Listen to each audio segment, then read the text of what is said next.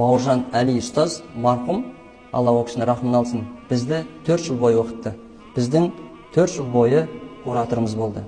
Ең бірінші классқа келген кезде былай деді: сен мынаның бауырысың деді.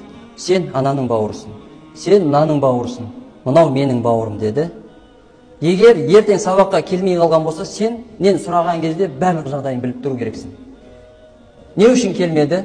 Ауырып қалса дәрісін апарған болуың керек. Жағдай болмай қалса жолын ақшасын беруің керек. Міне сенің бауырың бір-біріне бауырластырды. Пайғамбарымыз саллаллаху алейхи вассалам не істеді? Мұхажирлер мен ансарларды бауырластырды бір-біріне. Содан кейін ислам жүрді ары қарай. Содан кейін ары қарай жүрді. Әрдайым біз сол оқыған балалар әлі күнге дейін бір-біріне хабарласып, ауырып қалған жоқсың ба?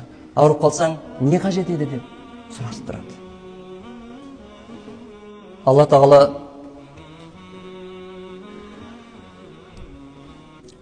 тағала баршамызға бауыр болып жүруді нәсіп етсін.